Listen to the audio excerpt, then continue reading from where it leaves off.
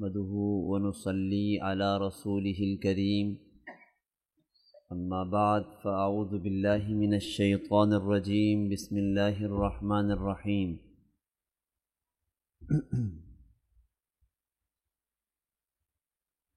فألهمها فجورها وتقواها قد أفلح من زكاها وقد خاب من دساها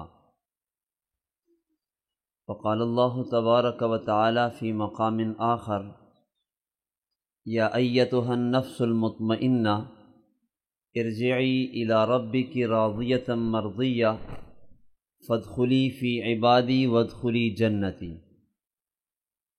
صدق الله العظيم وصدق رسوله النبي الكريم۔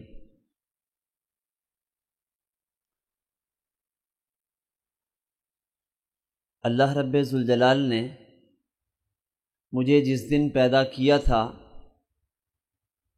تو اسی دن میرے ساتھ میرے دو دشمن بھی پیدا فرما دیے تھے۔ ایک تو میرا دشمن وہ تھا جسے خدا نے میری تعظیم کا حکم دیا تھا، اس نے میری تعظیم سے انکار کیا اور وہ میرے مقابلے میں دشمن بن کے کھڑا ہو گیا اور اس نے قیامت تک میری دشمنی کی ٹھان لی۔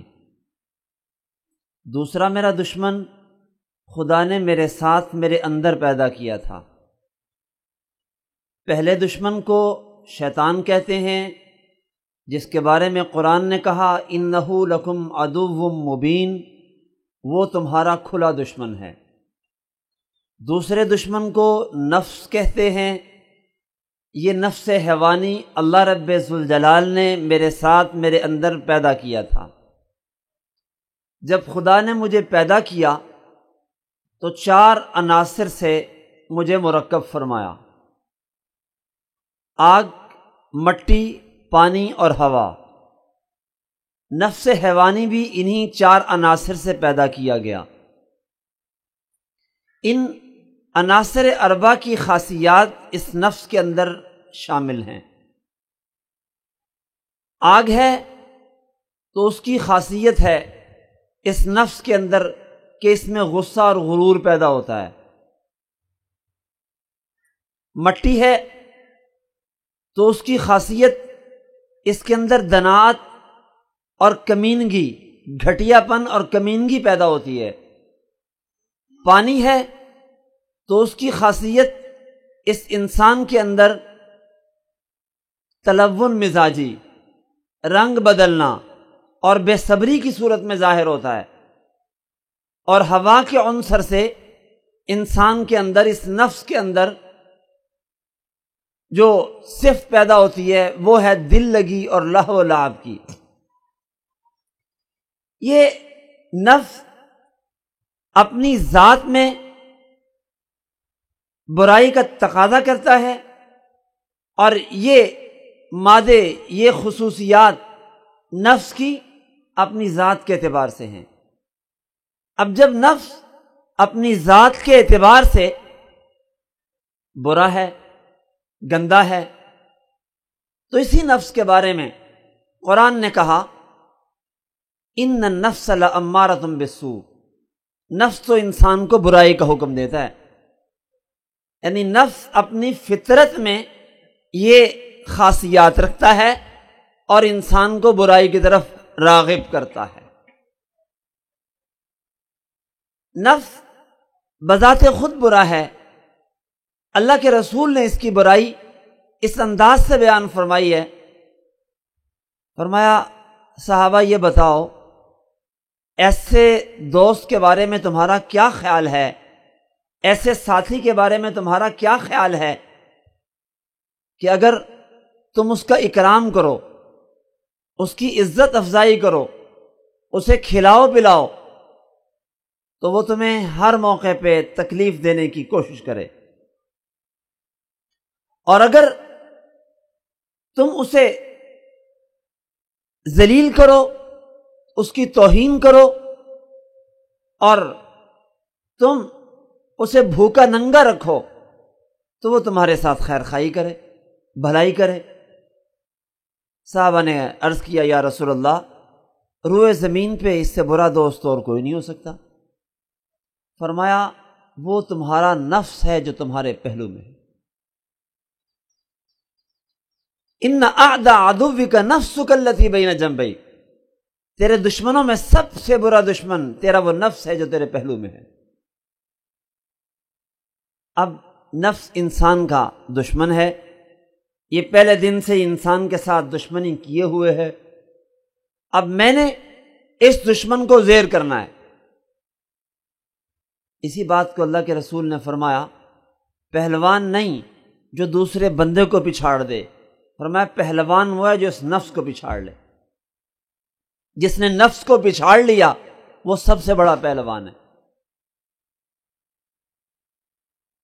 حضرت خواجہ عزیز الحسن مجذوب رحمہ اللہ تعالی نے اسی بات کو یوں اپنے اشعار میں بیان کیا، نہ چت کر سکے نفس کے پہلواں کو تو یوں ہاتھ پاؤں بھی ڈھیلے نہ ڈالے، ارے اس سے کشتی تو ہے عمر بھر کی، کبھی تو دبا لے کبھی یہ دبا لے۔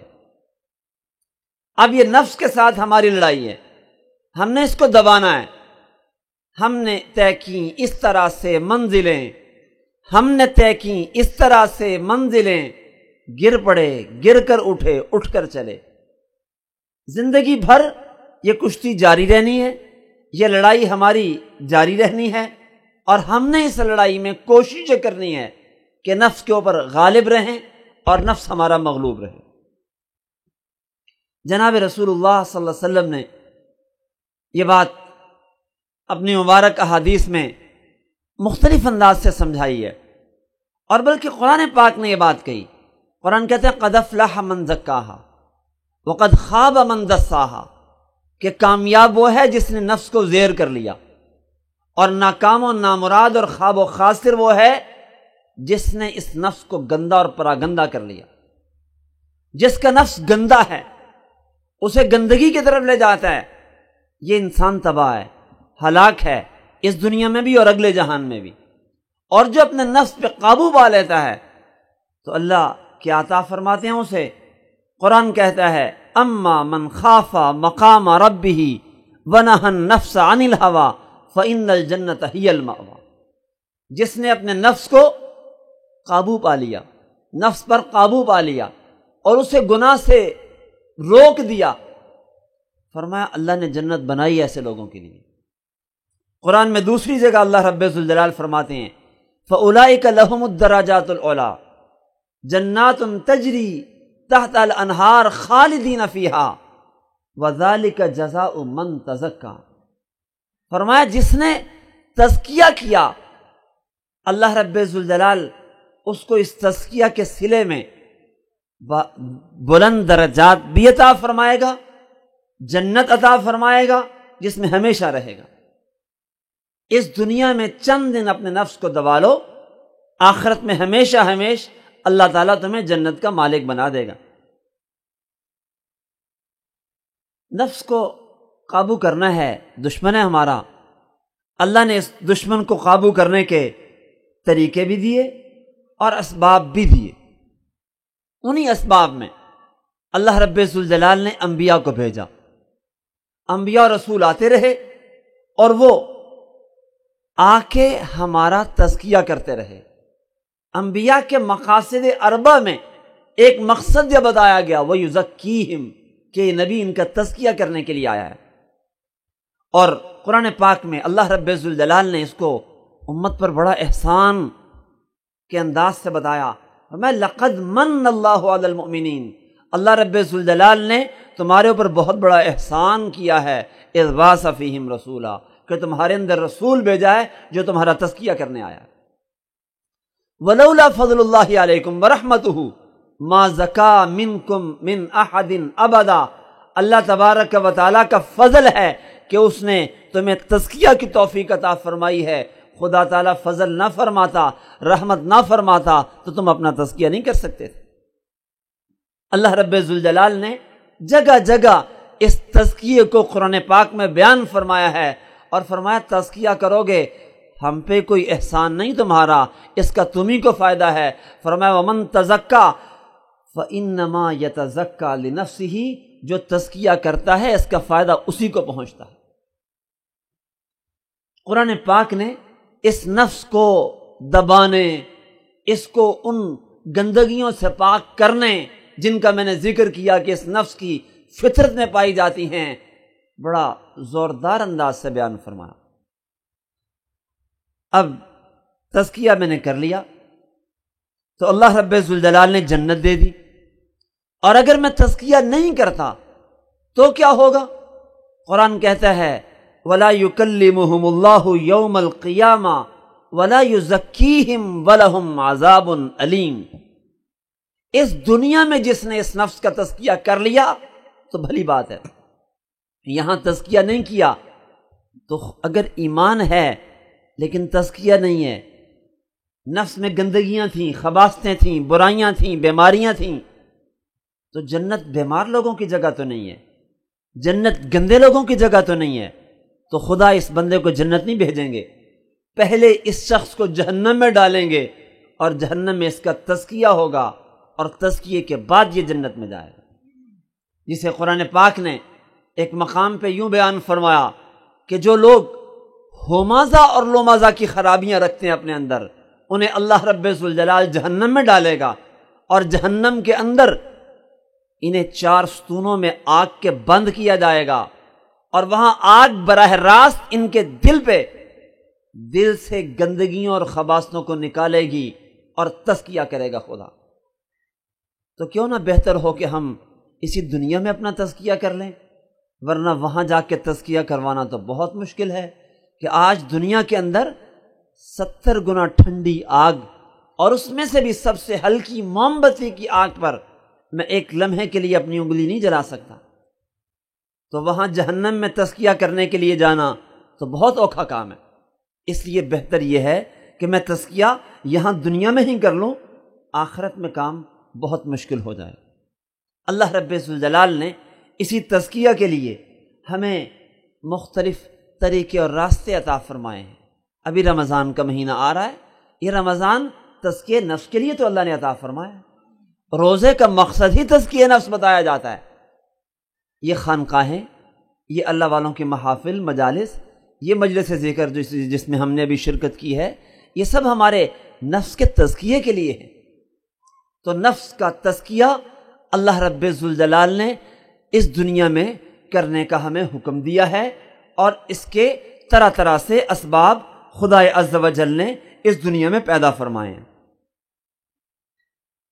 اب رمضان آیا، سارا سال میں نے گناہوں میں زندگی بسر کی تھی، یا یوں کہہ لیں کہ میں نے سارا سال گناہوں کی زندگی بسر کی تھی، اللہ نے توفیق عطا فرما دی خانقاہی اجتماع میں آنے کی، اور خانقاہی اجتماع میں آ کے میں نے توبہ کر لی، ذکر بھی کیا، تلاوت بھی کی، بیانات بھی سنے، اللہ والوں کی زیارت بھی کی، بہت سے نیکی کے کام کیے۔ ان نیکی کے کاموں سے میرے نفس کے اندر یہ داعیہ پیدا ہوا کہ تم نے آج تک جو گناہ کیے ہیں اچھا نہیں کیا، تو میں اپنے آپ کو ملامت کرنے لگا۔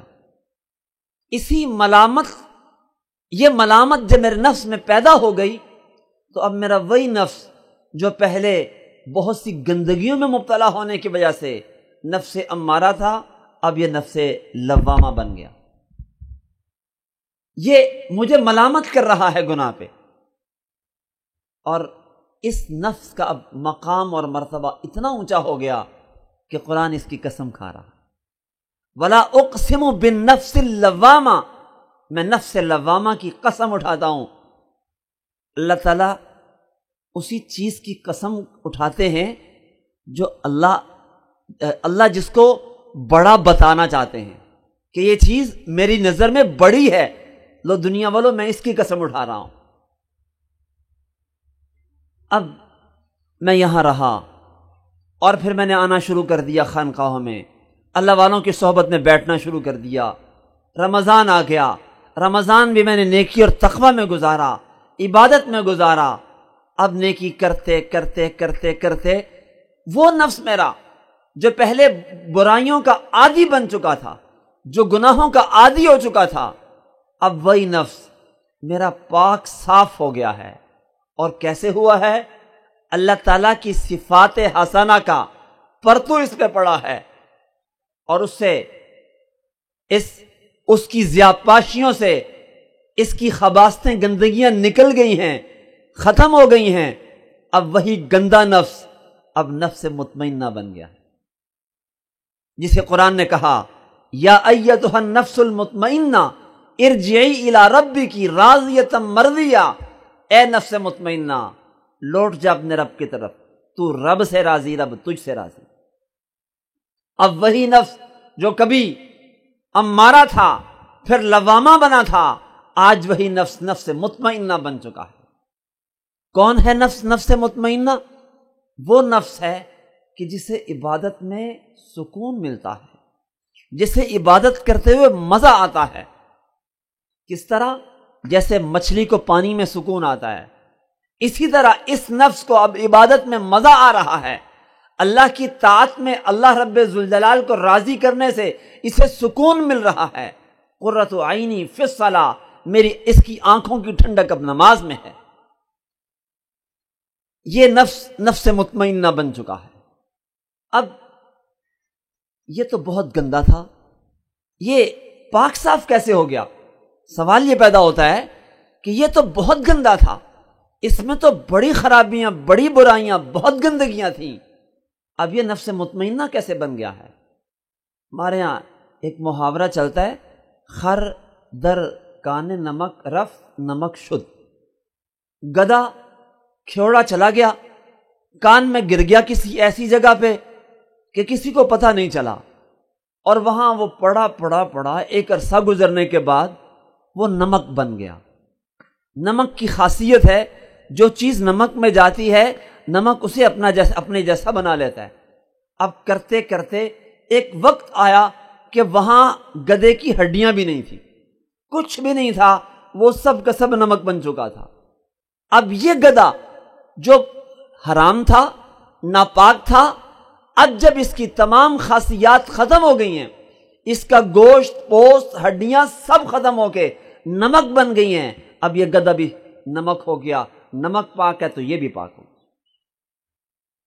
تو جب انسان کا نفس گندا ہو اور وہ آ جائے خانقاہ میں، آ جائے اللہ والوں کے ہاتھ پہ بیٹھ کر کے ان کی صحبت میں، اور پھر ان کے ساتھ رہے، ایک زندگی ان کے ساتھ گزارے، تو پھر ایک وقت آتا ہے کہ وہی نفس خبیثہ اور امارہ نفس مطمئنہ بن جاتا ہے۔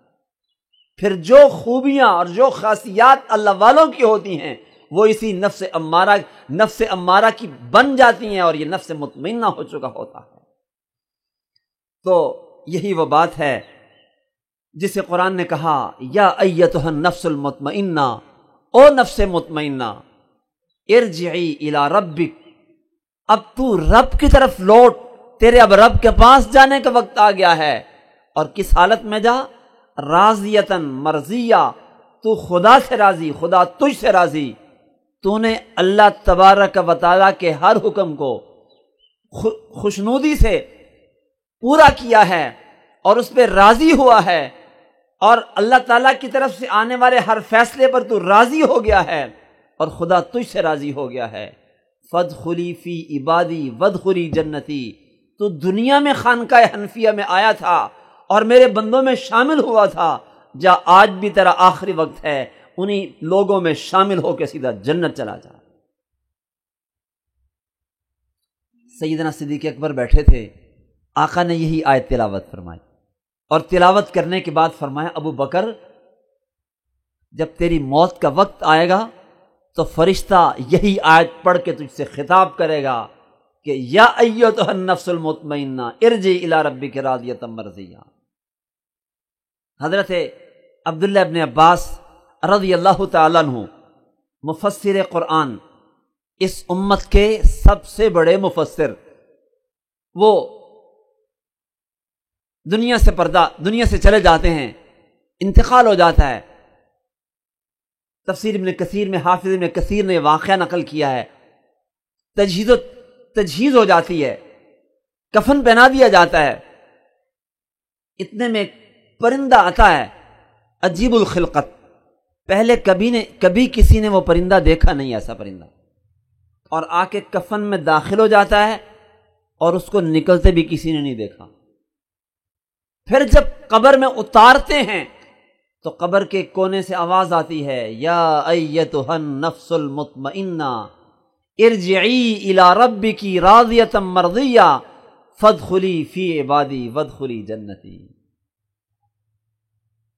حضرت مولانا زاہد الراشدی صاحب سناتے تھے کہ ہمارے ایک ساتھی تھے، دورہ ساتھ ہم نے کیا، اور غالباً ادھر کشمیر کے علاقے کے تھے شاید، یا ہزارے کے علاقے کے تھے۔ کہتے عید کا دن اور عید کے خطبے میں انہوں نے یہی آیت تلاوت کی، اور آیت تلاوت کی، ادھر اٹیک ہوا، ادھر ہی جان نکل گئی۔ اللہ ہمیں بھی ایسی خوبصورت موت عطا فرمائے۔ ہمارے مخدوم تھے حضرت مولانا فدار احمد درخواستی رحمہ اللہ تعالی، حضرت مولانا زاہد الراشدی جو آخری ملاقات کے لیے ان کے پاس گئے، جس کے پھر کچھ دیر کے بعد ان کا وصال ہو گیا، تو ہمارے ایک دوست تھے قاری رمضان صاحب، انہوں نے وہاں، حضرت نے مزاج تھا، عادت تھی، جب دوست اکٹھے ہوتے تھے تو حضرت فرماتے تھے بھائی کوئی تلاوت کرے، پھر کسی کو فرماتے نعت پڑھو، اور پھر ایک حدیث سنا دیا کرتے تھے، دعا کر کے مجلس مکمل فرماتے تھے۔ فرمایا تلاوت کرو، تلاوت قاری صاحب نے انہی آیتوں کی کر دی۔ تو حضرت نے جب تلاوت پوری ہوئی فرمایا بس ہو گیا، بس یہ جملہ بولا اور حدیث سنائی اور دعا کروا دی۔ تھوڑی دیر نہیں گزری، حضرت مولانا زاہد الراشدی فرماتے ہیں میں ابھی دوسری جگہ جا رہا تھا، وہاں پہنچا بھی نہیں تھا کہ اطلاع کی ادھر چلے گئے۔ اللہ کرے ہمارا بھی آخری وقت آئے تو بس فرشتہ ہم سے بھی یہ خطاب کرے، یا ایتھا النفس المطمئنہ ارجعی الی ربک راضیۃ مرضیہ فادخلی فی عبادی وادخلی جنتی۔ کتابوں میں ایک واقعہ لکھا ہے، 3 دوست تھے، وہ تبلیغ کے لیے نکلے ہوئے تھے، ایک عیسائی بادشاہ کے پاس پہنچے، تبلیغ کی، اس بادشاہ کو ان کی تبلیغ ناگوار گزری، اس نے حکم دیا کہ تم کلمہ کفر کہو۔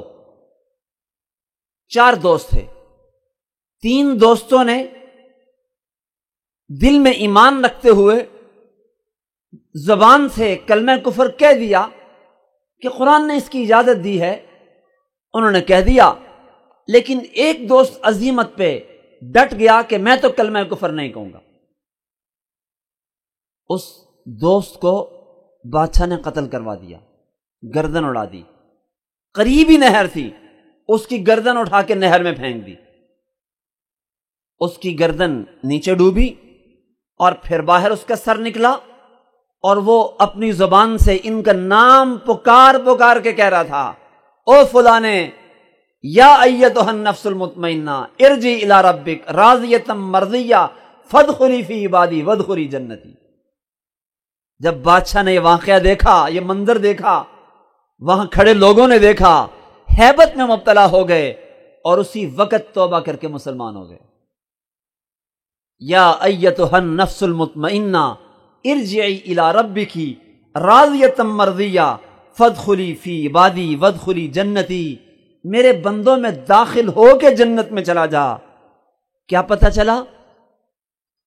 اس دنیا میں ہم اللہ کے ان ولیوں کے ساتھ ہو جائیں گے، ان میں شامل ہو جائیں گے، تو نتیجہ یہ نکلے گا کہ اللہ رب ذوالجلال آخری وقت میں ہمیں خطاب فرمائیں گے، یا ایتھا النفس المطمئنہ ارجعی الی ربک، اپنے رب کے پاس جا، اور جس طرح دنیا میں ان میں شامل تھا آج بھی انہیں میں شامل ہو کے جنت میں چلا جائے۔ کیا خیال ہے؟ ہم سب کو ضرورت ہے نا مرتے وقت ان مبارک کلمات کی، کہ ہم سے یہ کہا جائے کہ نفس مطمئنہ میرے بندوں میں داخل ہو کے جنت میں چلا جا، ہے نا ضرورت ہمیں؟ تو آئیے عزم کریں کہ آج سے ان خانقاہوں سے تعلق قائم کریں گے، ان اللہ والوں کی صحبت میں بیٹھیں گے، اور بس پھر مرتے دم تک انہی کے ساتھ جڑے رہیں گے۔ اگر ہم نے زندگی میں یہ کام کر لیا، انشاءاللہ اللہ کے گھر میں امید ہے کہ اللہ رب ذوالجلال آخری وقت میں خطاب ہم سب کو نصیب فرمائیں گے۔ اللہ رب ذوالجلال ہمیں ان مبارک باتوں پر عمل کرنے کی توفیق عطا فرمائے۔